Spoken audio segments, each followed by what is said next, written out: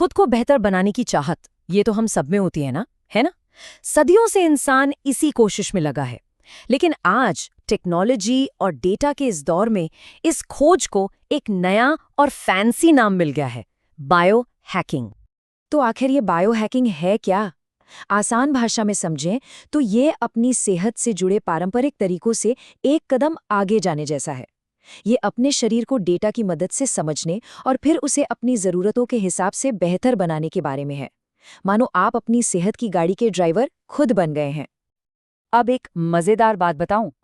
हो सकता है कि कई लोग जाने अनजाने में पहले से ही बायो हैकर हों। जी हाँ, चौंके मत, चलिए देखते हैं कैसे। जी हाँ, बिल्कुल। अगर कोई फिटनेस ट्रैकर पहनता है या फिर अपनी नींद को किसी ऐप से ट्रैक करता है, तो देखा जाए तो वो भी बायो हैकिंग ही है। ये छोटी छोटी चीज़ों से शुरू होकर बड़े बड़े एक्सपेरिमेंट्स तक जा सकता है।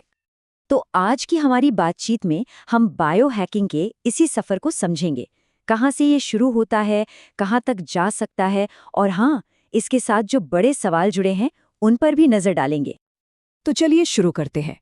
एक वक्त था जब बायो हैकिंग को कुछ गिने चुने जुनूनी लोग ही करते थे, लेकिन अब ये एक बहुत बड़ा बिजनेस बन चुका है।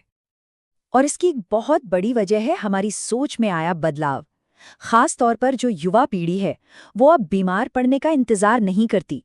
उनका फोकस है बीमारी से बचाव पर। इसका बिजनेस कितना बड़ा है ये देखना हो तो DNA based skin care market को ही देख लीजिए। यहाँ आपके डीएनए के हिसाब से प्रोडक्ट्स बनते हैं और अंदाजा ये है कि 2033 तक ये मार्केट $900 मिलियन का हो जाएगा। मतलब हर साल 15% की ग्रोथ। ये वाकई बहुत बड़ी बात है। ये जो सोच है ना, इसे ये बात बहुत अच्छे से समझाती है। ये सिर्फ सेहतमंद रहने की बात नहीं है, ये अपने शरीर को एक बेहतरीन म्यूजिकल इंस्ट्रूमेंट की तरह ट्यून करने जैसा है। अच्छा, ये तो हुई आम बात, पर अब चलते हैं बायो हैकिंग के उस छोर पर जहां ये एक जुनून बन जाता है। एक ऐसी दुनिया जहां जिंदगी एक सख्त साइंटिफिक प्रोटोकॉल की तरह जी जाती है। मिलिए टेक एंटरप्रेन्योर ब्रायन जॉनसन से। अपनी उम्र को थामने बल्कि उसे उलटने की धुन में वो शायद इतिहास के सबसे ज्यादा मेजर्ड इंसान बन चुके हैं। उनकी दिनचर्या देखेंगे तो हैरान रह जाएंगे। सब कुछ घड़ी की सुई के हिसाब से तय है। सुबह 5 बजे उठने से लेकर 10,000 लक्स की लाइट थेरेपी लेना, 60 से 90 मिनट का वर्कआउट, और तो और दिन का आखिरी खाना सुबह 11 बजे और रात 8:30 बजे तक वो सो जाते हैं। और ये सिर्फ अनुशासन नहीं है, इसके पीछे पूरा का पूरा डेटा साइंस है। उनके खाने में प्रोटीन, कार्ब्स और फैट का अनुपात एकदम सटीक होता है और वो हर रोज ठीक 2250 कैलोरी ही लेते हैं।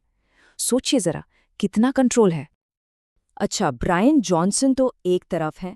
अब बात करते हैं बायो हैकिंग के एक और बिल्कुल अलग पहलू की।